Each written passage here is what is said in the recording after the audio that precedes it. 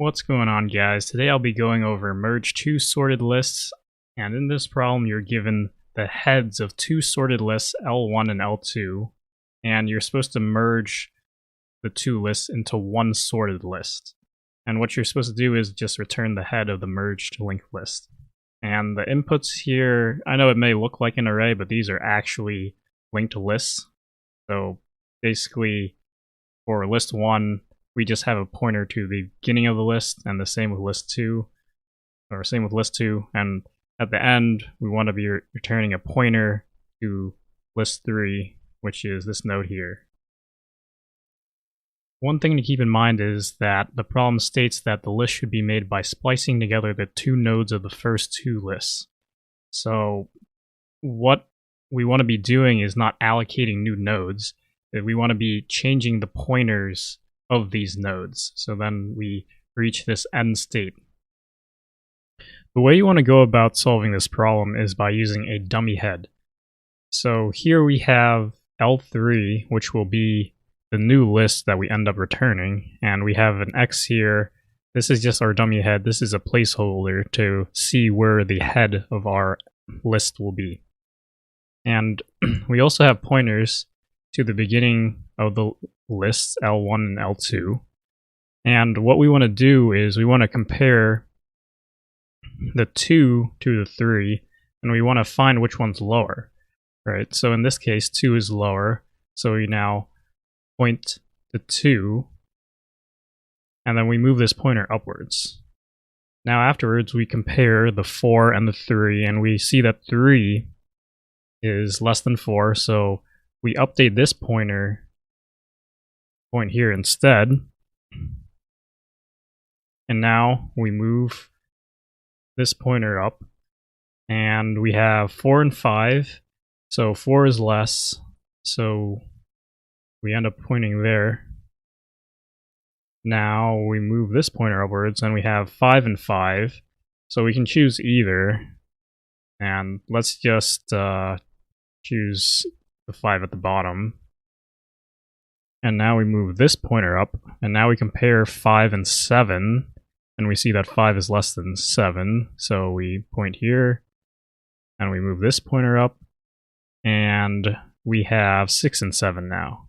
And we see that 6 is less than 7, so we point here instead. And keep in mind, these pointers are being destroyed. They're being updated with these white arrows here. And now we have 6 and 7, and we just point back to 7 because that's the last element. What you want to be returning at the end is L3.next. So not L3 because that's just the dummy. We want to be returning what the next pointer of L3 is. So that would be starting at 2 here. So we'd start at 2 here, we'd go down to 3, 4, 5, 6, or 5, 5, 6, and then 7.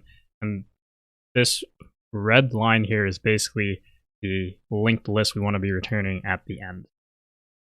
Time complexity for this problem will be O of n plus m because we need to traverse both lists, L1 and L2.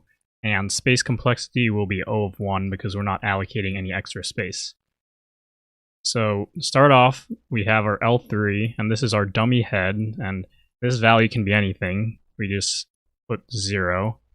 And we have the current L3, so this is the pointer for L3. This is what's going to be keeping track of where we are as we traverse. So going on, we have while L1 and L2, so this is checking to see if we have nodes left to consume. And we check to see if the value in L1 is less than L2, and if it is, then we take the current L3 dot next, and we point that to L1. And then we do L1, we move the L1 pointer upwards. Else we do the exact opposite.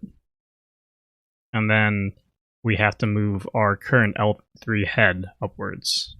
And we keep doing that until we consume every single one of our nodes, and we're left with this at the end. So this means that, so basically this here checks to see whether L1 and L2 have nodes that are left after the other list gets completely consumed, right? So let's say L1 only had 2 elements, while as L2 had like 20 elements.